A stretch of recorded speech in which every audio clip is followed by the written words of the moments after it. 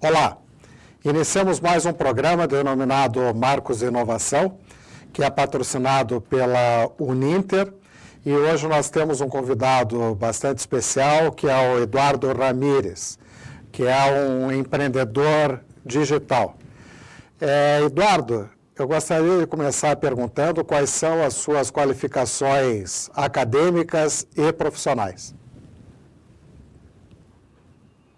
Por participar do programa, muito legal falar de inovação com quem sempre esteve envolvido com inovação, como você, Marcos. E sobre a minha formação, eu tenho uma formação bastante eclética. Eu sou graduado em Biologia pela Unicamp.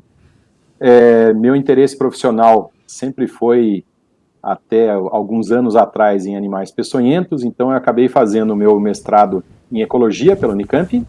Depois fiz meu doutoramento na USP em Psicologia Experimental, sempre trabalhando com animais peçonhentos, né?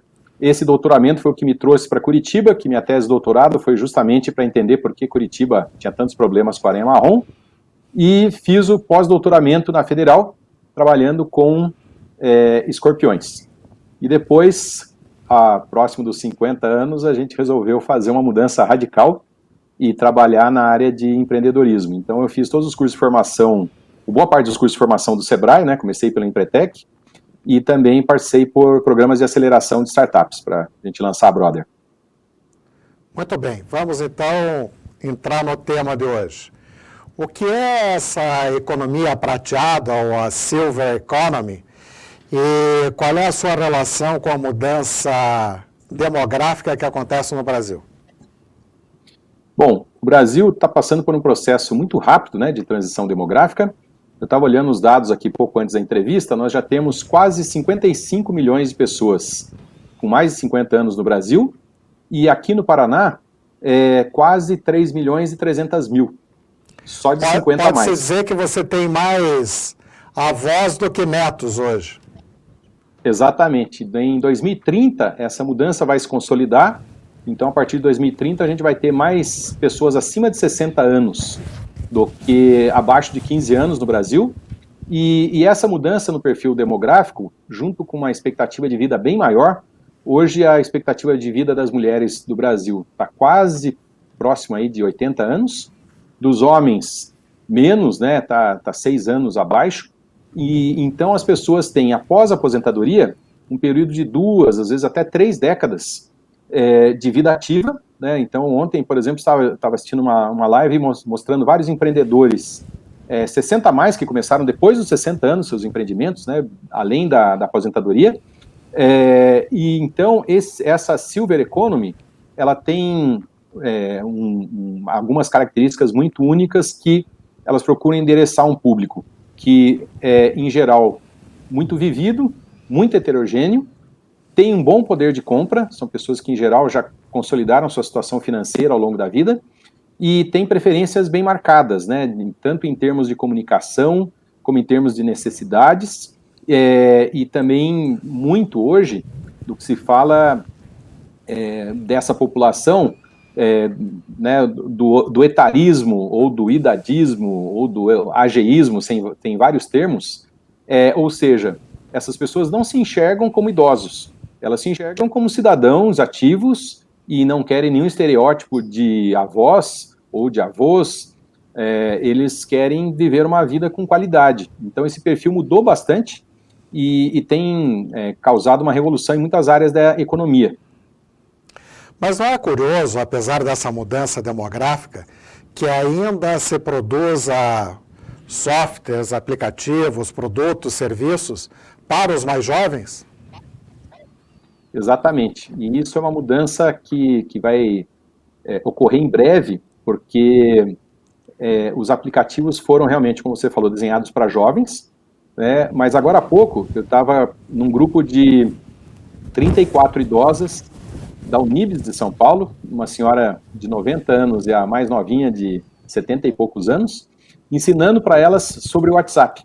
E elas tiveram essa demanda de aprender a usar o WhatsApp, não só por comunicação com a família, mas para se interarem do mundo, das amigas, dos grupos, e então está ocorrendo um movimento muito grande desses aplicativos todos acordarem para um público mais maduro, que é o que tem acontecido, por exemplo, com o Facebook, que fez uma mudança bastante grande agora na sua interface, né, justamente focando no público 60+, que é um público bastante frequente no Facebook.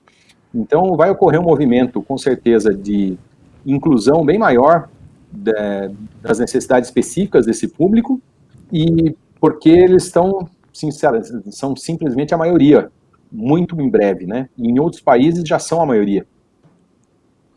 E é um público mais exigente.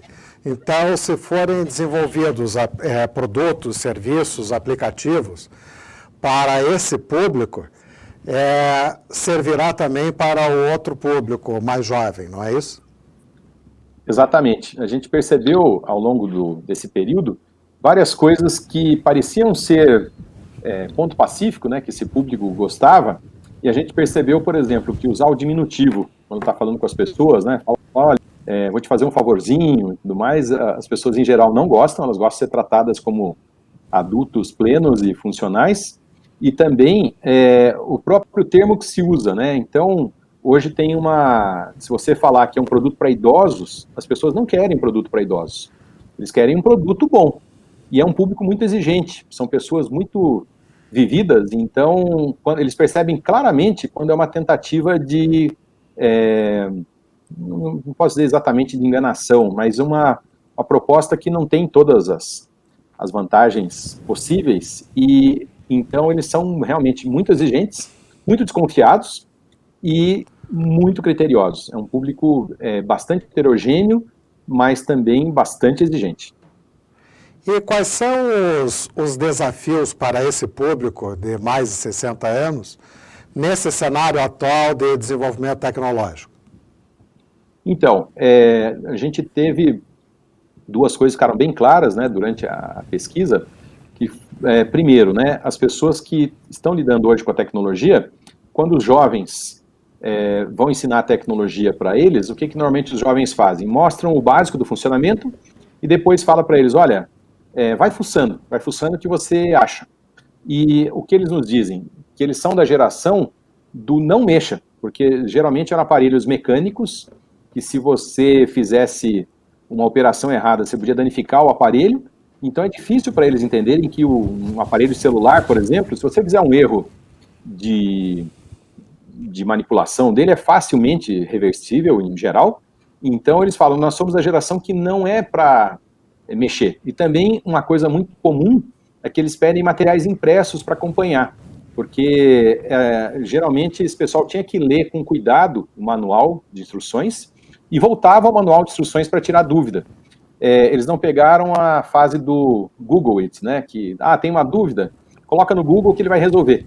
Eles querem material palpável, né, tem esse costume de usar manuais e tudo mais, então tem que ser toda uma didática e uma interface de usuário pensando nessas necessidades específicas deles. Por exemplo, um pouco mais de latência maior, né, de um tempo maior de resposta aos comandos, também um material que possa ser acessível facilmente, porque muitas vezes o que eles nos diziam, aprendi a mexer em tal funcionalidade do celular, mas eu esqueci, porque foi rapidamente, passou muito rápido. Então, onde é que eu tenho um manual que eu possa voltar para ver essa função? Então, é um público que as pessoas têm aprendido, né? A última grande pesquisa sobre o público 60+, foi justamente a Natura que fez, para a linha Cronos, que é focada em pessoas 60+, fizeram uma pesquisa muito ampla no Brasil todo, que revelou muitas particularidades desse público, e justamente a Natura explora essa questão da vaidade, no sentido positivo, né, e da continuidade da funcionalidade plena das pessoas na sua vida após os 60. Muito bem, vamos falar um pouco agora da sua empresa, a Brother. Como é que ela iniciou as suas atividades e quais foram as inovações que ela trouxe para o mercado? Então, a Brother se iniciou a partir de uma experiência pessoal que eu tive no cuidado com a minha mãe. Nós percebemos o quanto sair de casa com uma companhia empática, no caso de familiares ou outras pessoas depois, melhorava muito a qualidade de vida dela. Então, quando nós desenvolvemos a Brother, nós fizemos em 2018, no segundo semestre, um processo de aceleração no Founder Institute aqui de Curitiba. Nos graduamos no final de 2018 e em 2019 nós começamos a atender e percebemos a demanda grande de atendimento para acompanhamento a consultas e exames, por exemplo. Nosso serviço mais frequente foi acompanhamento de pessoas em exames médicos, em que a companhia é obrigatória, por exemplo, endoscopia, quando as pessoas fazem dilatação de pupila, muitas vezes é exigido também um acompanhamento. Atividades de lazer, nós tivemos casos de pessoas que estavam em institutos de longa permanência de idosos, né, nas casas de repouso, em que um filho que morava nos Estados Unidos nos chamava para levar o pai passear ali na Boca Maldita, para reencontrar os amigos. Então, nós percebemos o quê? Que existe um período na vida em que a pessoa se sente mais seguro se tiver uma companhia, mas essa companhia não precisa ser uma companhia médica especializada, não precisa ser um enfermeiro, um auxiliar de enfermagem, um cuidador. Então daí veio o nosso nome, o Brother, né? Então o que é o Brother? É uma pessoa que é selecionada com muito cuidado. Nós temos uma parceria com as faculdades Pequeno Príncipe no curso de psicologia. Então nós selecionamos pessoas que realmente levam a sério o propósito, que gostam de estar na presença de pessoas, que valorizam estar podendo ajudar e também o que podem aprender com o público sênior. E depois essas pessoas ajudam nessas diversas atividades, não dentro de casa, mas atividades fora de casa, que façam com que essas pessoas ocupem os espaços urbanos, tenham a companhia que precisam, por exemplo, para levar o seu pet passear, que foi uma demanda grande que a gente teve também, né, que as pessoas às vezes ficavam com receio que o seu pet fosse roubado, e a gente viu que isso é uma realidade, né? Realmente, infelizmente, os animais domésticos são bastante roubados aqui, e o público sênior, né, os idosos, são um alvo preferencial. Então a gente fez, nessa janela, que pode ser de dezenas de anos de vida, a pessoa não precisa do auxílio médico especializado, mas se sente mais seguro com uma companhia. E seria uma companhia que tanto um amigo quanto uma pessoa da família poderia prover. Por aí que vem o nome Brother, né? Nós fazemos um treinamento básico para essas pessoas, eles aprendem a conduzir cadeira de rodas, a conduzir pessoas com baixa visão, que precisam de auxílio para deslocamento, mas eles procuram sempre oferecer essa companhia como se fosse uma pessoa da família, um amigo, ou seja, algo que passe como uma companhia, digamos, normal, né? E a gente percebe também que as famílias foram nossas maiores incentivadoras também, porque as famílias percebiam que eles se privavam muitas vezes de atividades, porque a configuração familiar antes envolvia muitas vezes a mulher sem trabalhar, e hoje em dia as mulheres estão, né, plenamente inseridas no mercado de trabalho. Então muitas vezes faltava alguém da família para acompanhar, porque não tinha mesmo quem pudesse acompanhá-los, eles se sentiam inseguros. Então a família percebeu muitas vezes que a companhia de um brother consegue cobrir esse lapso, né, de quem possa acompanhar a pessoa, e ela se sente muito mais tranquila também, sabendo que pode escolher um programa de forma tranquila, sem, entre aspas, incomodar a família, né, porque muitas vezes eles queriam fazer um programa que a família não tinha muita afinidade, mas eles tinham muita vontade de fazer. Muito bem. Então, o público-alvo são deficientes e idosos. E como é que é essa interação de diferentes gerações, entre idosos e pessoas mais jovens que servem de acompanhante? Olha, a gente teve uma surpresa muito agradável, que realmente era um receio muito grande quando a gente começou, dos dois lados, né? Tanto do lado do sênior, da pessoa idosa, ter alguém que o acompanhasse fosse um jovem. Então a gente percebeu que eles se sentem mais seguros quando é um jovem, pela questão de vigor físico, de agilidade, né? Como geralmente eles precisam de um apoio que envolve um apoio, né, físico, digamos assim, eles se sentiam mais seguros com jovens. E também foi uma surpresa muito grata quando a gente viu que os jovens gostaram muito dessa interação com os idosos, justamente pela questão de histórias de vida, né? Então eles curtiam muito ouvir as histórias de vida que os idosos compartilhavam, de como era antes, e também, muitas vezes, durante o atendimento, a gente sempre oferecia esse serviço de uso de celulares, né, de auxílio de celulares. Então a pessoa ia, por exemplo, até a casa de uma idosa, por exemplo, a dona Miriam foi uma das primeiras pessoas que a gente atendeu. Ela chamou o brother e ela falou: olha, eu quero chamar um 99, mas nunca chamei um 99.